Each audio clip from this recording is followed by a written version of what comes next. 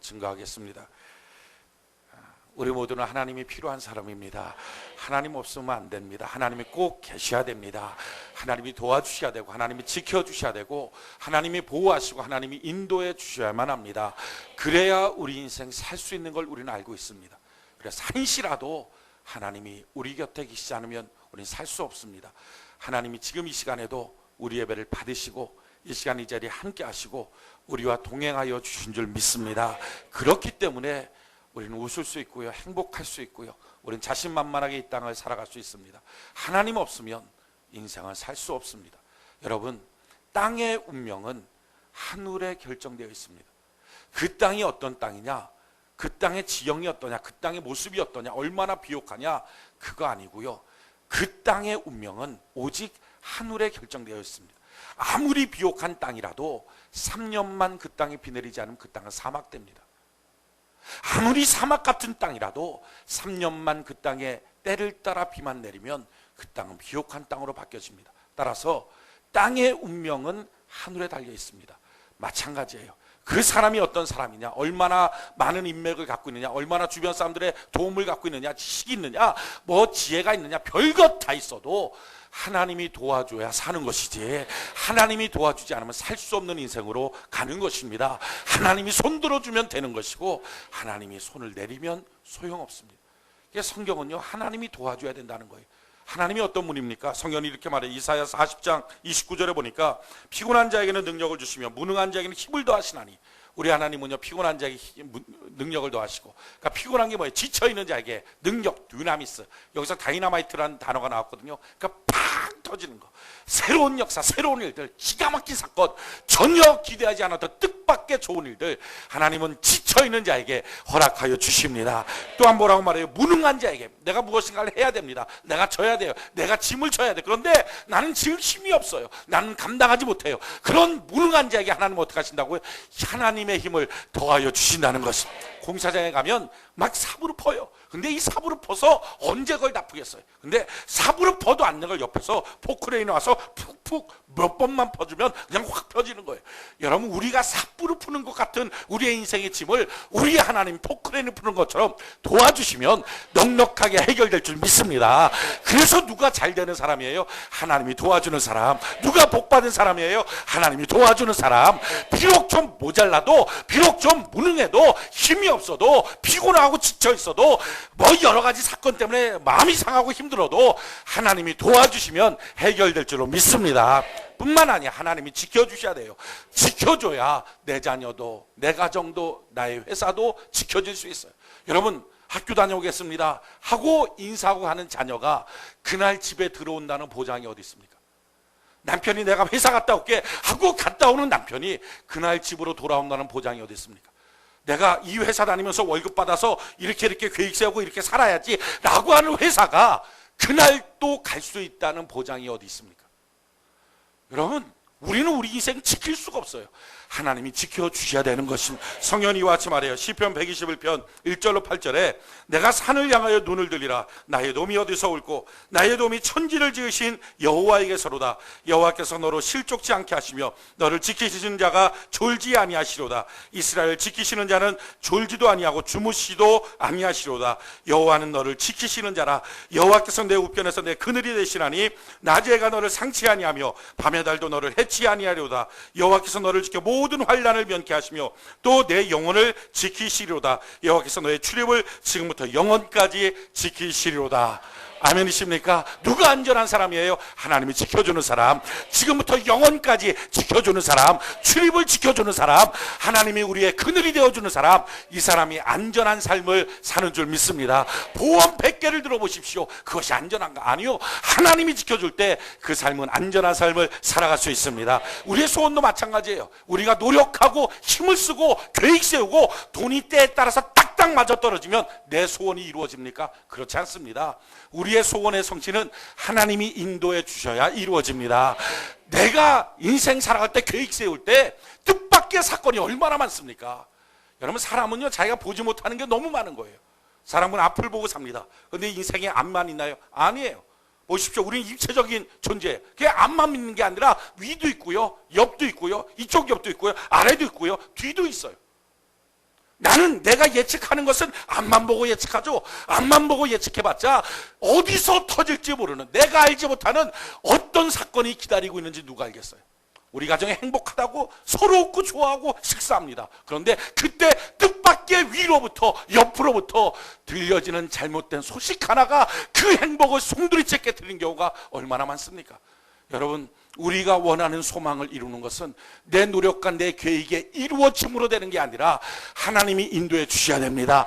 하나님이 도와주셔야 됩니다. 그래서 성경은 이렇게 말해요. 시편 107편 23절로 30절에 선척을 바다에 띄우며 큰 물에서 영업하는 자는 여호와의 행사와 그 기사를 바다에서 보나니 여호와께서 명하시자 광풍이 일어나서 바다 물결을 일으키누도다. 저희가 하늘에 올랐다가 깊은 곳에 내리니 그 위험이 인하여 그 영혼이 녹는도다. 저희가 이리저리 구르며 취한 자같이 비틀거리니 지각이 혼돈하도다. 이에 저희가 그 근심 중에 여호와께 부르짖음에 그 고통에서 인도하여 내시고 광풍을 평정히 하사 물결로 잔잔케 하시는도다. 저희가 평온함을 인하여 기뻐하는 중에 여호와께서 저희를 소원의 항구로 인도하시는도다.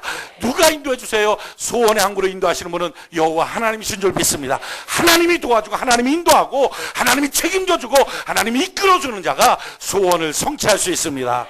그러기에 우리는 하나님 없으면 안 돼요. 하나님이 계셔야 돼요. 하나님이 계셔야 우리의 소원이 성취되고 하나님이 계셔야 우리는 안전하게 지켜지고 하나님이 계셔야 내가 할 수 없는 그 일을 하나님의 능력으로 넉넉하게 감당할 수 있게 되는 것입니다. 하나님은요, 우리의 마음속 내가 할 수 없는 상처까지 치료하십니다. 참 놀라운 것은요, 지금부터 2003년도인가요? 아마 수유성전에서 그때 오베데돔 기간이라는 게 있었어요. 그래갖고 3개월 동안 한 예배도 빼먹지 말고 우리 예배 드리자. 막 다 예배 드리고 막 그랬어요. 그 마지막 집회를 했었는데 그 집회 때 성령에 강하게 임재하는 역사가 있었어요. 막 안수하는데 한 명 안수하는데 한 50명 정도가 다 뒤로 넘어갔어요. 그 뒤로 넘어가서 막 가지가지 막 치유와 회복의 역사가 있는 거예요. 뭐 어떤 사람들은 뭐 막 펑펑 울기도 하고. 그런데 그 중에 한 분이 있었는데 그 한 분이 자기가 처녀 시절인데 지금 뭐 이제 아줌마가 됐죠. 아이들 둘이 있는 아줌마가 돼. 처녀 시절인데 자기 아빠한테 아빠 나 회사 갔다 올게 하고 갔다가 돌아오는 사이에 아버지가 심장마비로 돌아가신 거예요. 자기가 따라 건장한 아버지 40대 자기가 따라 했는데 돌아왔는데 아버지가 시체예요. 병원에 영안실에 누워있어요. 근데 그분이 얘기하는데 자기가 눈물이 안 나오더래요. 실감이 안 난 거예요. 근데 그게 너무 큰 상처가 되니까 아버지가 돌아가시고 나서도 전혀 눈물이 안 나오더래요. 부인하고 싶더래요. 근데 그게 자기 마음속에 깊은 상처로 남아있는 거죠. 그러고 나서 자기가 아무나 눈에 보이는 사람이랑 결혼했대. 자기가 홧김에 결혼했대. 그러면서 그분이 그런 얘기를 하더라고. 절대 결혼은 홧김에 하지 말라고. 질질이 고생한다고. 홧김에 결혼한 거야. 그러니까 뭔지 알지 못하는 분노가 있더라는 거예요. 자기 마음속에 있는 상처죠. 하늘에 대한 어떤 분노일 수 있어요. 왜 내 아버지를 이렇게 데리고 가냐고. 그러니까 아버지랑 인사 한번 제대로 못했는데, 아버지랑 안아보지도 못했는데 왜 내 아버지를 데리고 가냐고. 막 이런 분노 때문에 진짜 아무나 만나서 결혼을 했대. 그러니까 남들이 봤을 때 다 친구들 다 가족 다 말리는데 딱 만나고 그날 결혼. 그러니까 그냥 결혼한 거예요. 그러니까 그분이 저한테 이런 얘기를 하더라고요. 몸 팔듯이 결혼했습니다. 저는요 충격이었어요. 그렇게 결혼하고 그 뒤로는 아무것도 없는 것처럼 그냥 살았대요. 그런데 그때 성령이 임하고 난 다음에 마음속에서 그때 그 사건을 눈으로 보여주시더래요. 아버지 돌아가시면서 자기의 서 있는 모습. 그러면서 눈물이 터져나오기 시작하는데, 그러면서 자기의 마음속에 있는 깊은 상처들이 아물기 시작하는 거예요. 그러면서 홧김에 결혼했던 것들, 그래갖고 남편과 한 번도 사랑이라고 하는 것을 느껴보질 못했대요. 근데 그렇게 녹아지면서 남편과 사랑이 되고, 이제 남편을 이해할 수 있고, 그리고 남편한테 미안하기도 하고, 내가 지금까지 결혼하고 나서 약 20년 이상을 남편을 사랑해보지 못했다고, 꼭 남편을 이용하는 사람처럼 있었다고. 그런데 이제는 내가 남편을 사랑할 수 있게 됐다고. 마음이 완전히 녹아져 버린 거예요. 여러분, 우리 하나님은요, 우리가 알 수 없는, 볼 수 없는 깊은 상처까지 녹여주신 하나님인 줄 믿습니다. 그 하나님 없이 어떻게 행복할 수 있겠어요? 그 하나님 없이 어떻게 우리의 인생이 든든할 수 있겠어요? 내 안고 서는 것 지켜주신 하나님 없이 어떻게 내 삶이 안전하게 지켜질 수 있겠어요? 하나님 계셔야 돼요. 우리는 하나님 필요한 사람이에요. 하나님 안 계시면 안 되는 줄 믿습니다. 누가 행복한 사람이에요? 누가 복 있는 사람이에요? 주님을 찾는 사람, 주님과 가까이 있는 사람, 주님께 예배드리는 사람, 주님과 동행하는 사람, 그 사람이 행복한 사람인 줄 믿습니다. 여러분, 다윗이 왜 승승장구한 인생을 삽니까? 그는요, 하나님을 찾는 거예요. 하나님을 만나는 거예요. 하나님과 동행하는 거예요. 어떻게 하든지 하나님을 찾고 하나님께 예배드리는 인생을 사는 거예요.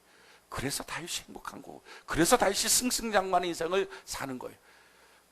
다윗이 하나님의 성막 법궤를 찾아서 예배드리고 싶은데, 그것을 자기 다윗성으로 옮겨놓고 예배드리고 싶은데, 왕이 되자마자 그걸 찾습니다. 근데 그걸 찾는데 그가 서원을 내버려요. 어느 정도의 마음으로 하나님을 찾고 있었는가? 성경은 이렇게 말해요. 그 시가 있는데 시편 130편 1절로 7절이에요. 여호와여, 다윗을 위하여 그의 모든 근심한 것을 기억하소서. 저가 여호와께 맹세하며 야곱의 전능자에게 서원하기를, 내가 실로 나의 거하는 장막에 들어가지 아니하며 내 침상에 오르지 아니하며 내 눈으로 잠들게 아니하며 내 눈꺼풀로 졸게 아니하기를, 여호와의 처소 곧 야곱의 전능자의 성막을 발견하리까지 하리라 하였나이다. 우리가 그것이 에브라다에 있다함을 들었더니 나무 밭에서 찾아도다. 우리가 그의 성막에 들어가서 그 발등상 앞에 경배하리로다. 여러분, 다윗이 어떻게 합니까? 내가 하나님의 성막을 찾겠습니다. 내가 하나님의 법궤를 찾겠습니다. 그래서 그것을 갖고 하나님 앞에 온전한 제사, 온전한 예배를 올려드리겠습니다. 그것을 찾는 시간까지 나는 내 집에 들어가서 자지 않겠습니다. 내 눈꺼풀로 잠기게 하지 않겠습니다. 눈을 뜨고 그것을 찾겠습니다. 얼마나 간절하게 하나님의 법궤를 찾아서 예배드리길 원합니까? 그렇게 찾았던 그 다윗, 하나님이 그 예배를 받으시고 그를 승승장구하는 인생을 삼아주십니다. 여러분, 인생의 부귀와 영화와 축복이 어디 있어요?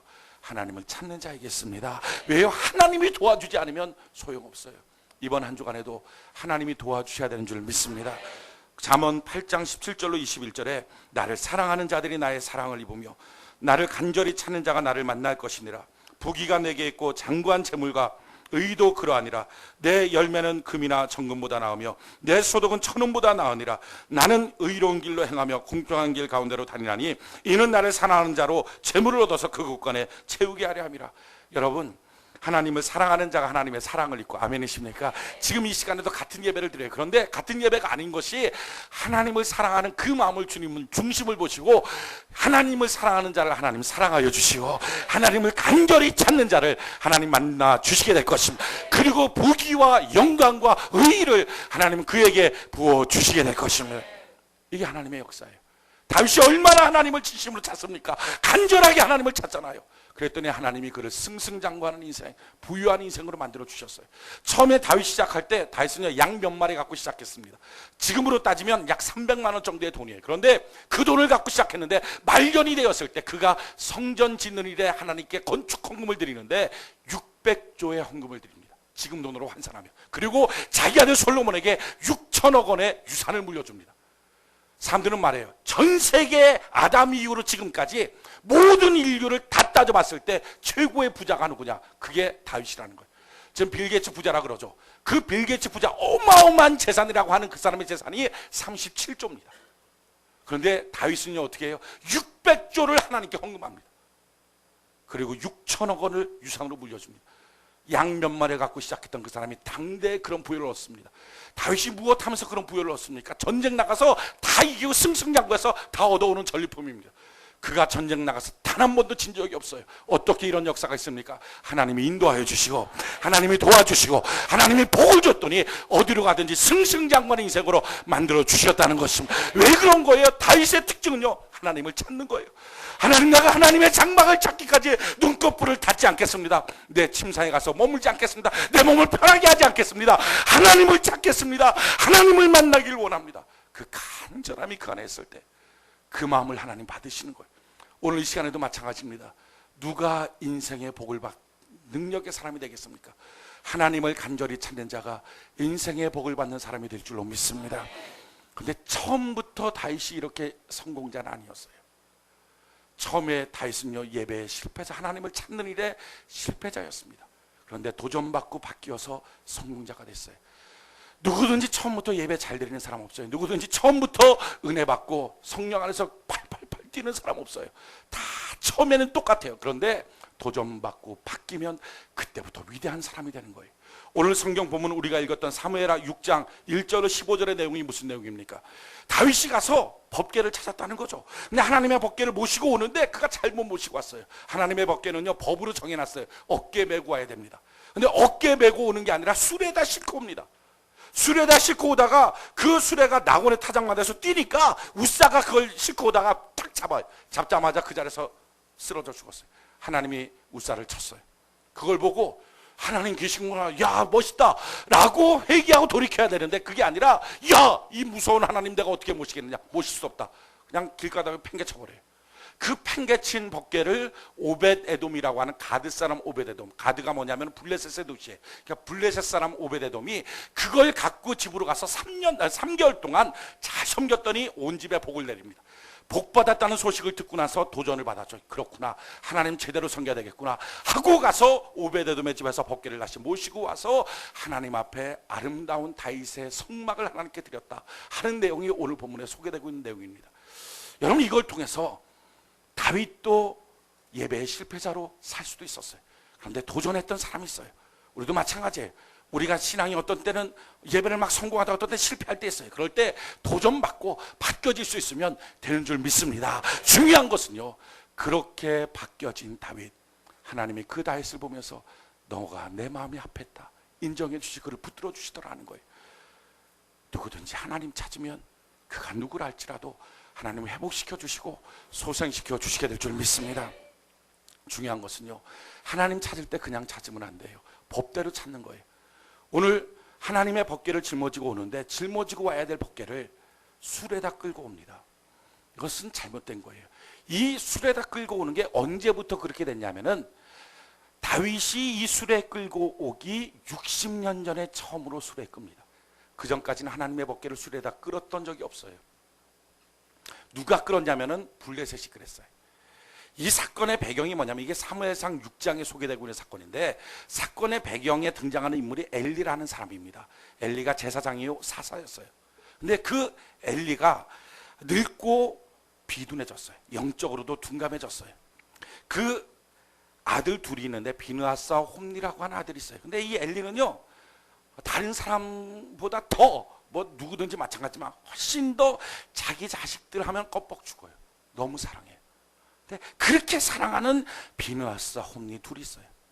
근데 참 사랑하면 제대로 가르쳐야 되는데 이 사랑이 조금 잘못된 사랑이에요. 그냥 응석바지 사랑만 되고 있었어요. 제대로 가르쳐 주질 않아요. 그 비느하스와 홈니를 여호와께 드리는 예배가 무엇인지를 모르게 신앙생활 안 가르치고, 어이구 너가 좋다, 어이구 너가 좋다, 공부만 잘해라, 최고 되라, 건강에만 커라, 잘 먹고 잘 커라, 돈 많이 벌어라, 세상적으로만 가르친 거예요. 근데 세상적으로 가르쳤는데 아버지가 제사장이니까 이 아들 둘도 이어서 제사장이 됐어요. 영적으로는 둔감하고 예배를 못 드는 그들이 제사장이 되고 나니까 교회 안에 온갖 타락이 일어났어요. 헌금 갖고 오면 헌금 띄어먹고, 성전 안에서 일하는 여자들과 난잡한 행위를 하고, 이와 같은 일들이 있을 때 하나님께서 더 이상 안 되겠다 하고 엘리야한테 가르쳐줬어요. 엘리야, 지금 너 아들 둘이 엉망진창이다. 이대로 나가면 큰일 난다. 하나님의 살아계신 집에서 어떻게 이처럼 해갈 수 있느냐. 내가 진노할까 두렵다. 그러니 빨리 너희 자식들 둘을 가르쳐라. 근데 엘리는요, 이와 같은 하나님의 말씀을 듣고서도 자식들의 마음이 상할까 봐 심한 말을 못하는 거예요. 그러니까 이렇게 말하는 거야. 야, 너희들한테 대한 소문이 별로 안 좋다. 빨리 좀 바뀌었으면 좋겠다. 좀 정확하게 아이 딱 데려다 놓고 예배 가리키고 주일 성수 가리키고 어떻게 하는 것이 제대로 된 신앙생활인지 무엇인지를 딱 가르쳐야 되는데, 아버지 하나님이 무엇이가 말했으면 하나님의 심정 그대로를 말해야 되는데 자식의 마음이 상할까 봐 그거 말 제대로 못하고 벌벌 떨고, 그 꼴을 보고 하나님께서 야, 너가 나보다 내 자식 더 사랑하느냐? 그렇게 사랑하는 내 자식 한날 한시에 너 눈앞에서 죽여버릴 거다. 그리고 너도 그 소식 듣고 죽고 내가 이제는 영영이 너의 가문에서 드리는 제사를 받지 않을 거다. 너의 가문의 문을 닫아버릴 것이다. 참 놀라운 것은요, 그러고 나서 정말 엘리 가문이 문이 닫혀버렸어요. 그 뒤로는요, 가문에 씨가 없어요. 제사장도 없어요. 아무것도 나지 않아요. 자, 그렇게 하나님께서 진노하시고 명령하셨으면 엘리가 회개하고 통회하면서 아버지 하나님 잘못했어요, 내가 다시 가르칠게요 해야 되는데 그 말을 건성으로 듣습니다. 그러고 나서는 며칠 후에 블레셋과의 큰 전쟁이 이스라엘에 벌어졌어요. 그러니까 무엇인가 일이 터질 때는 이유가 있는 겁니다. 그냥 터지지 않습니다. 그러니까 전쟁이 일어난 것은 지금 하나님의 계획함이 있는 거예요. 그렇게 전쟁이 터지고 나니까 이스라엘 대군이 가서 블레셋과 전쟁을 합니다. 그런데 연전연패하는 거예요. 이스라엘 장로들이 모였어요. 야, 어떻게 하면 우리가 이 전쟁에서 좀 승기를 잡고 이길 수 있겠느냐 회의를 하다가, 그렇지, 우리에게는 하나님의 법궤가 있지, 하나님의 법궤를 갖고 오자. 그럼 법궤 갖고 오면 그 법궤가 지나가면 요단도 갈라지고 여리고도 무너졌는데 7쪽 족도 파이는데 저 블레셋 따위 아무것도 아니지 않느냐, 법궤 모셔오자. 그래갖고 실로에다가 법궤를 갖고 오라라고 요청을 했어요. 그 소식을 듣고 제사장이었던 비느하스와 홈리가 법궤를 짊어지고 갑니다. 전쟁터에 갔더니 백성들이 막 환영을 하고 난리가 나요. 으쓱거리면, 야, 대단하네. 그렇게 하고 환영을 받고 난 다음에 탁 갔는데 블레셋 진영에서 보니까 저들이 막 난리가 났어요. 저 뭐 하는 건가 보니까 여호와의 법궤 가서, 큰일 났다. 저 법궤 가서 우리가 지겠구나. 블레셋 사람들이 긴장하면서, 그래도 여기서 물러날 수는 없다. 힘을 다해서 마지막 한번 싸워보자 하고 전체 힘을 다해서 이스라엘을 공격하는. 그런데 그 공격에 이스라엘이 완전히 대패를 하고 맙니다. 법궤 그냥 갖고 왔다고 이기는 건 아니에요. 자동차에다가 뒤에다가 물고기 표시 그렸다고 사고 안 나는 건 아닙니다. 성경책 끼고 다닌다고 다 은혜 받는 게 아니라 중심을 보신 하나님 앞에 중심을 드리는 자가 복을 받게 되는 줄 믿습니다. 이게 법궤 갖고 왔는데 그냥 대패를 하고요. 법궤 짊어지고 앞에서 으쓱거리던 비느하스 홈리, 하나님의 말씀 그대로 그 자리에 블레셋 군사의 칼날에 목뱀을 당합니다. 둘이 형제가 한날 한시에 죽습니다. 그 소식을 전해들은 엘리 제사장 그 말을 듣고 깜짝 놀라서 일어나다가 놀라서 목뼈가 부러져서 죽습니다. 가문 전체가 문을 닫아버립니다. 그리고 법궤는 뺏겼어요. 이스라엘은 대패를 했어요.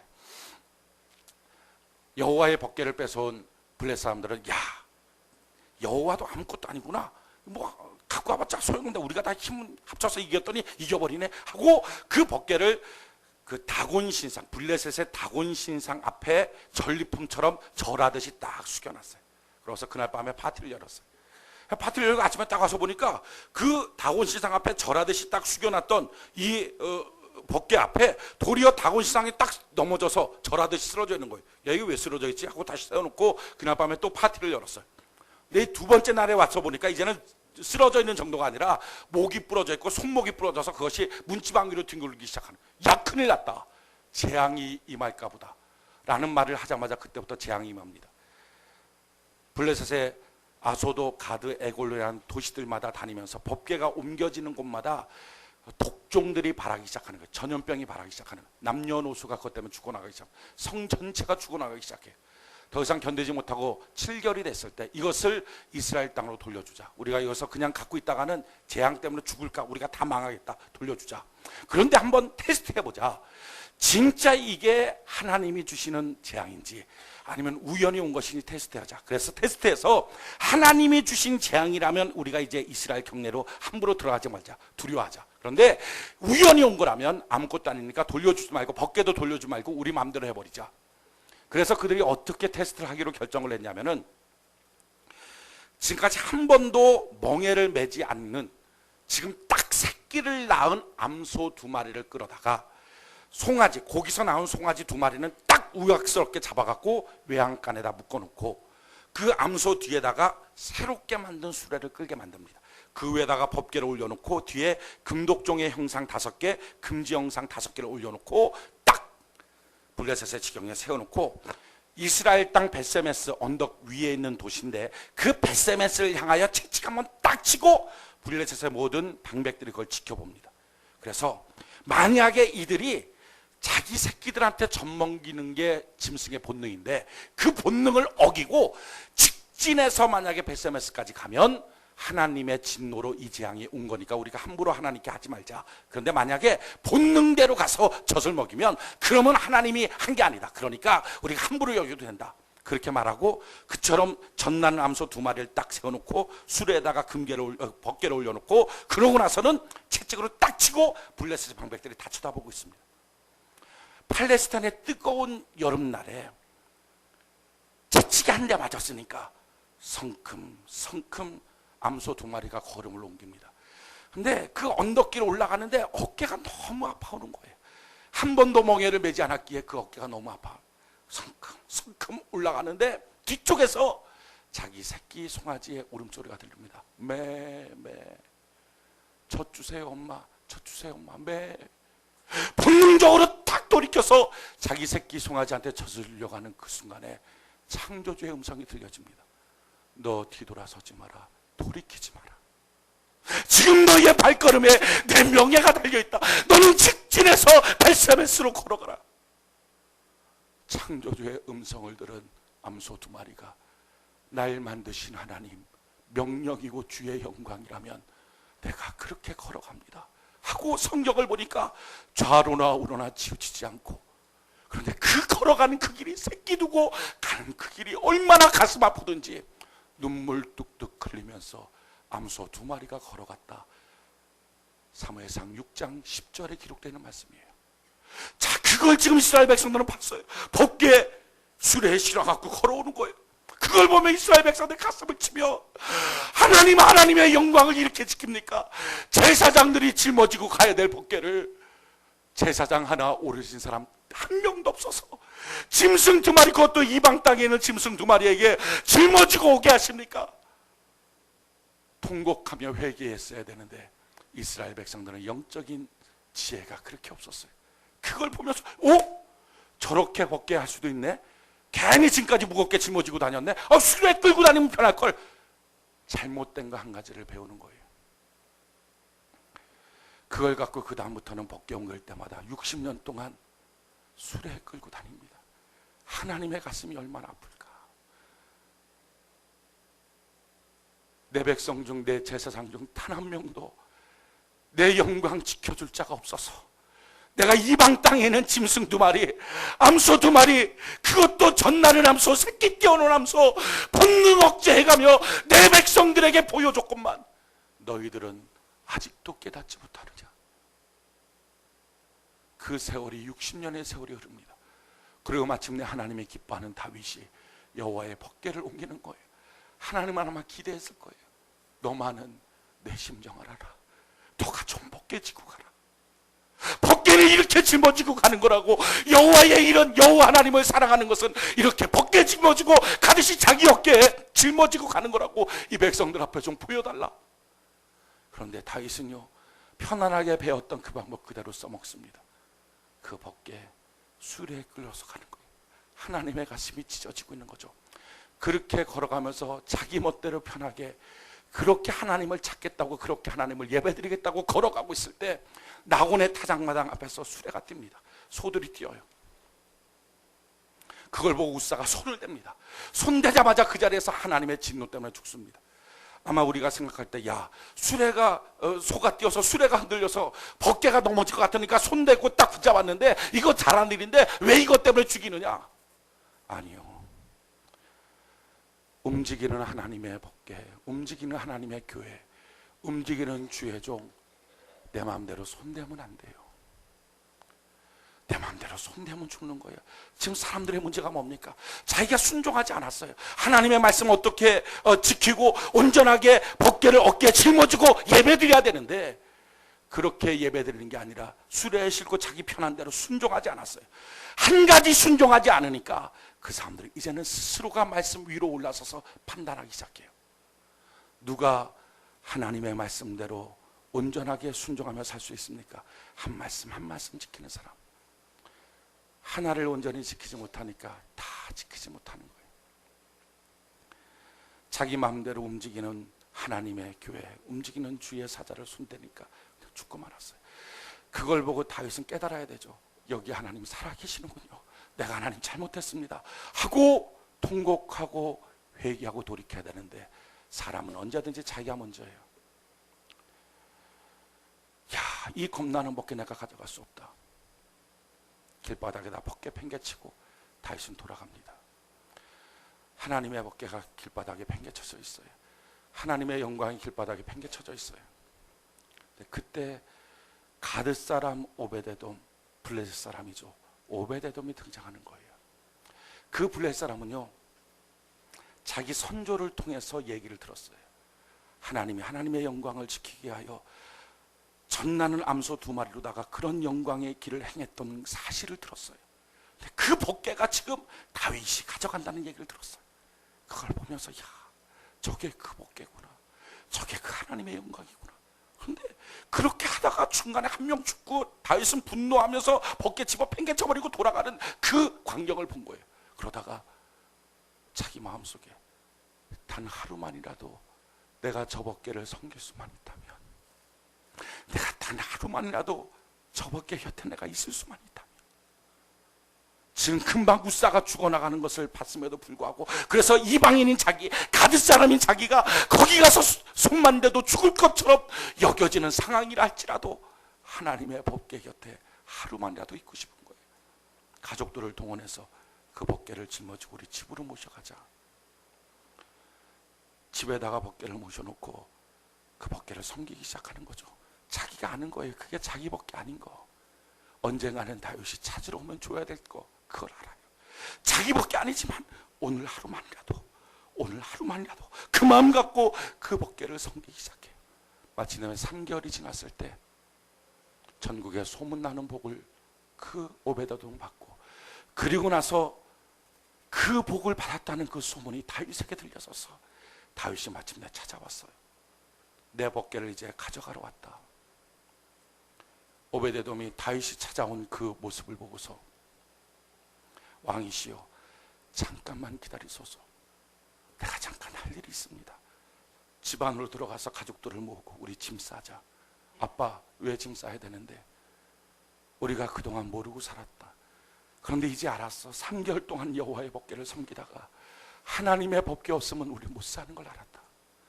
이제 이 법궤 원래 주인인 다윗이 가져간다고 한다. 근데 법궤 갖고 가면 우리는 이제 살아도 사는 게 아니고 무슨 맛으로 사니? 우리가 가서 다윗 왕한테 고하고 한 번이라도 좋으니까 이 법궤 옆에서 문지기처럼이라도 살 수 있도록 그렇게 우리 한번 소원을 빌어보자. 짐 싸자. 짐을 다 싸고 나옵니다. 다윗 왕이 왜 이렇게 짐 싸갖고 나오냐고. 저희들은 그동안 몰랐습니다. 저희들은 이방 사람이었습니다.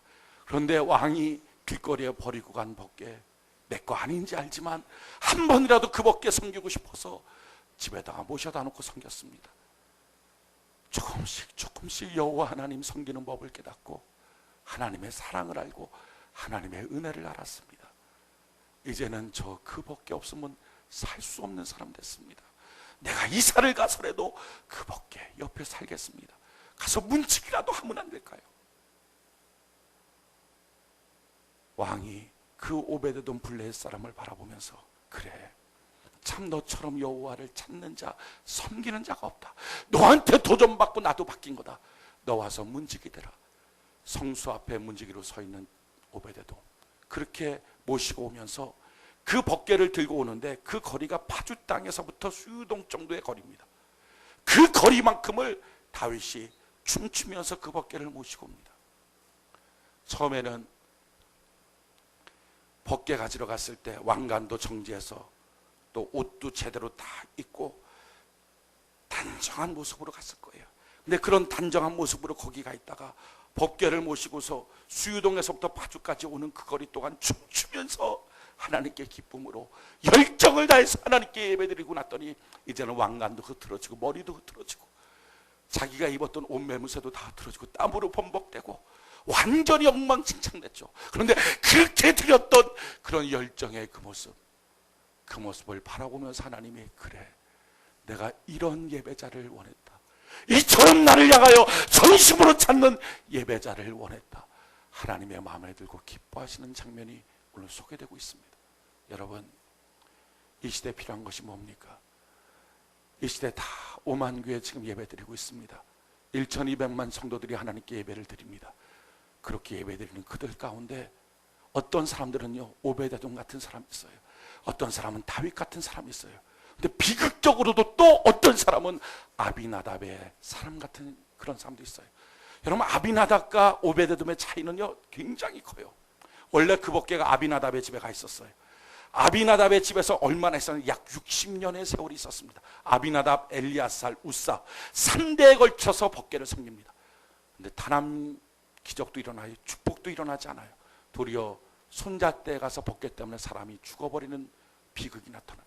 그런데 오베데돔은요 3개월만 하나님의 법궤를 섬겼더니 놀라운 하나님의 역사가 나타나요. 하나님은 살아계신 하나님이십니다. 아무렇게나 대한다고 그저 가만히 있는 죽은 신이 아니라,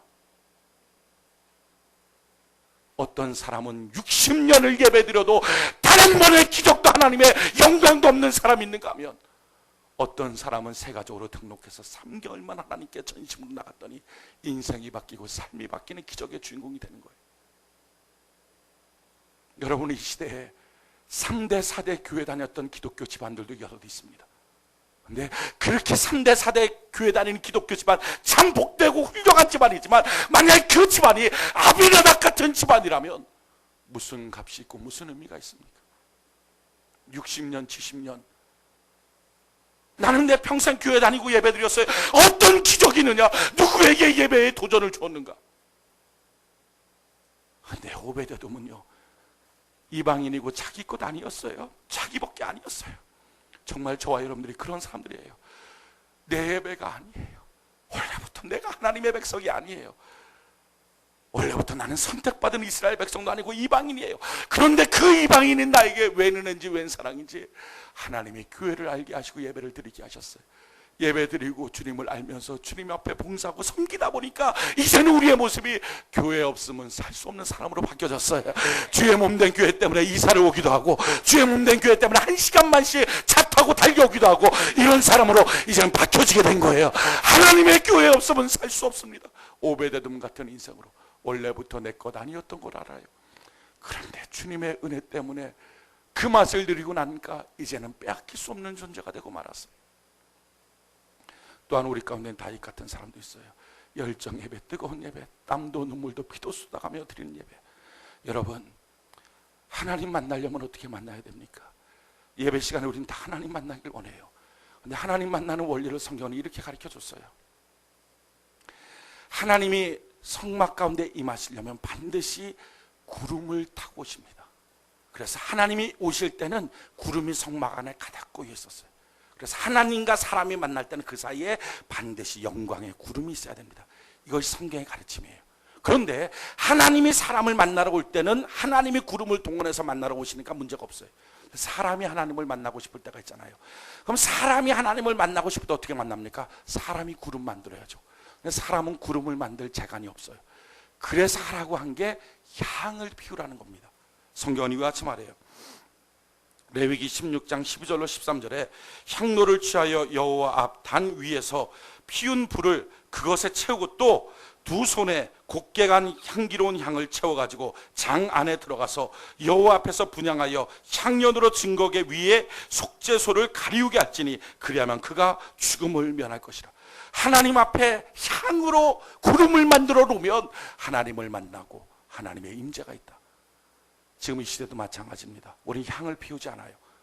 향을 피우는 목적이 뭡니까? 구름 만드는 거예요. 그럼 구름이 어떻게 만들어집니까? 구름은요, 수분이 기화돼서 모여 있으면 그게 구름이 됩니다. 우리가 하나님 앞에 구름 만드는 방법, 수분이 뭐죠? 내 땀, 내 피, 내 눈물 쏟아서 성령의 뜨거운 열정으로 하나님 앞에 올릴 때 이것이 구름이 될 줄로 믿습니다.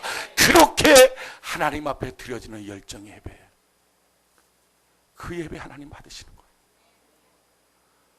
왜 하나님의 말씀이 지금도 떨어지고 있는데 열매 맺지 못합니까? 왜 하나님의 말씀이 지금도 일하고 있는데 왜 내 삶, 내 가정, 내 마음속에는 역사가 없습니까? 성경 그 이유를 한마디로 말해요. 습기가 없어서라고 말해요. 성경이 이렇게 말합니다. 누가복음 8장 6절에 더러운 바위에 떨어지며 낫다가 습기가 없음으로 말랐고. 과연 내 예배가 하나님 앞에 습기가 있는 예배인가? 열정을 다하는 예배가 온전한 예배장가? 아니면 다윗이 처음에 실패했던 것처럼 수레 끌고듯이 편안한 예배를 드리고 있는가? 뭐가 더 편안하지? 뭐가 더 쉽지? 내 마음대로 내 편한 대로 하나님의 말씀과 상관없이 그냥 드려지는 예배와 전심으로 땀 눈물 피를 쏟아가며 거룩한 무들 속으로 빠져가며 처음에 깨끗했던 옷이 땀으로 적셔가며 하나님 앞에 드려지는 그 예배의 그 중심을 보시는 하나님과 어떤 역사의 차이가 있을 것인가? 이 시대에 필요한 것이 무엇입니까? 하나님이 찾고 있는 자가 누구십니까? 하나님은 신령과 진정으로 예배드린 자를 찾고 있는 줄로 믿습니다. 누가 신령과 진정으로 예배드릴 것인가? 누가 하나님 앞에 진실한 마음으로 예배드릴 것인가? 하나님 앞에 누가 열정으로 예배드릴 것인가? 내 예배는 아니었지만, 내가 처음부터 예배의 성공자도 아니었지만, 내가 한번 맛들인 그 예배 앞에, 그 교회 앞에, 하나님의 그 은혜 앞에 이제는 잊을 수 없어서 나는 주님 곁을 떠날 수 없다고 고백하는 오베데돔 같은 사람. 성경은 진리입니다.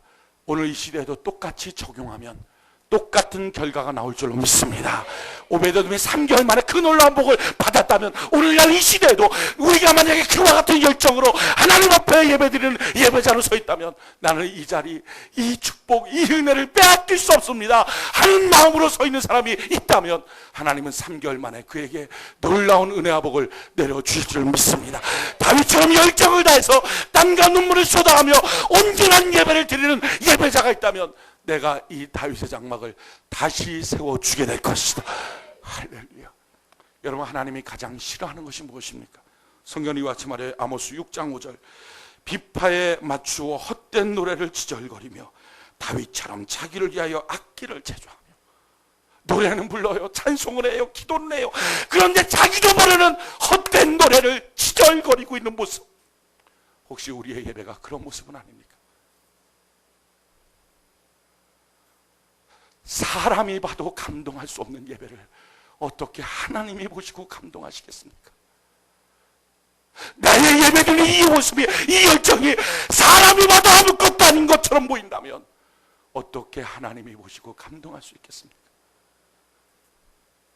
누가 이 시대에 다윗처럼 예배드릴 것인가? 누가 이 시대에 오베데돔처럼 도전을 줄 수 있는 사람이 될 것인가? 하나님은 지금도 이 시대에 다윗 같은 예배자를, 오벳에돔처럼 사랑하는 예배자를 찾고 있지 않습니까? 여러분, 다윗 시대에 얼마나 많은 사람들이 예배를 드렸겠어요? 얼마나 많은 사람들이 60년 동안 하나님께 예배를 드렸는데 아무런 기적이 나타나지 않았어요. 아비나답의 집에는요 60년 동안 법궤가 있어서 아침, 점심, 저녁으로 예배를 드리는 삶을 살았지만 아무런 기적이 없었어요. 왜 그럴까요? 하나님이 기대했던 기적의 순간이 뭡니까? 다윗처럼 습기가 있는 예배자, 오베데돔처럼 사랑이 있는 예배자, 그게 없는 거예요. 그 기준에 차지 않는 거예요. 60년의 예배가 단 한 번도 그런 기준에 차지 않고 있다면 어떻게 기적이 나타나겠어요? 그러면서 그 아비나답의 집에 자녀들은요, 어차피 예배 드려도 아무 일 없잖아. 뭐가 나타나? 무슨 기적이 나타나? 무슨 복이 있어? 뭐가 있어? 아무것도 없잖아. 그저 습관적으로 점점 시간이 지나면 지날수록 더 무너지고 말았을 거예요. 근데 오베데돔의 집안은요 3개월밖에 안 되는 시간에 하나님께 예배를 드리는데 그 한 번 한 번의 예배가 자녀들에게 이야, 하나님 살아계시구나, 기적이 있구나, 능력이 있구나 경험되지 않습니까? 지금 여러분들의 예배는 어떻습니까? 예배 시간 한 시간마다 복을 받습니까? 예배 시간 한 시간마다 하나님의 기적을 체험합니까? 아니면 10년, 20년 교회를 다녀도 아비나답의 집 같은 인생을 살고 있습니까? 차이점이 무엇입니까? 아비나답도 법궤, 오베데돔도 법궤, 다윗도 법궤. 차이점은요, 아비나답은 수분이 없어요. 아비나답은 사랑이 없어요. 아비나답은 정성이 없어요. 근데 오베데돔은 사랑과 정성이 있고요, 다윗은 수분이 있어요. 열정이 있어요. 하나님 받으시는 예배, 하나님 오늘 내가 이 시간 드려지도록 나를 변화시켜 주시옵소서. 다윗의 고마운 점은 무엇입니까? 들었을 때 도전받고 바뀌는 거예요. 그래서 다윗이 되는 거예요. 하나님의 꿈이 무엇입니까? 지금 이 시대를 향한 하나님의 꿈이 아모스 9장 11절에 그날에 내가 다윗의 무너진 천막을 일으키고 그 틈을 막으며 그 퇴락한 것을 일으켜서 옛적과 같이 세우고 무너진 다윗의 장막을 회복하는 것이 하나님의 소원인 줄 믿습니다. 우리가 그런 예배자 되는 은혜가 있기를 바랍니다. 여러분, 예배의 기적을 맛보려면 성경은 진리라고 말씀드렸어요. 진리라는 얘기는요, 어느 시대 누구에게든지 상관없어요. 시대가 다르고 공간이 다르고 사람이 다르다 할지라도 똑같은 원칙을 적용하면 똑같은 결과가 나오는 게 진리입니다. 오벳 에돔의 축복을 받으려면, 다윗의 축복을 받으려면 내 삶의 예배에 오벳 에돔을 적용하면 돼요. 내 삶의 예배에 다윗의 예배를 적용하면 돼요. 하나님 앞에 예배를 드리는데 하루 종일 춤추면서라도 드릴 수 있는 열정, 그것만 있으면 다윗의 부요와 축복이 임해요. 오벳에돔처럼 자기는 잘 몰라요. 신학적 지식도 없어요. 어차피 이방인이에요. 아무것도 몰라요. 그렇지만 하나님의 법궤 그냥 섬기고 싶은 거예요. 사랑하는 마음이 있는 거예요. 그래서 남들이 버려버린 것 자기는 소중히 여기고 짊어지고 갔어요. 남들은 함부로 여기는 것 자기는 소중히 여겼어요. 남들은 주일날 예배 시간 아무것도 아닌 것처럼 여겨도, 아무것도 아닌 것처럼 말해도 자기는 그 예배 시간 자기에게는 이상하게 너무 소중해요. 그 소중한 마음 쏟아가며 예배드리는 오벳에돔, 3개월 만에 대복을 받은 같이 하나님의 그 역사가 있게 될 줄 믿습니다. 여러분 인생 속에 만약에 아비나답의 삶을 쌓고 있다면 그것은 아비나답으로 적용되고 있기 때문입니다. 그것이 바뀌는 방법은 간단해요. 내가 오벳에돔으로, 내가 다윗으로 바뀌어지면 돼요. 오늘 변화의 역사를 허락하여 주시옵소서. 우리가 잘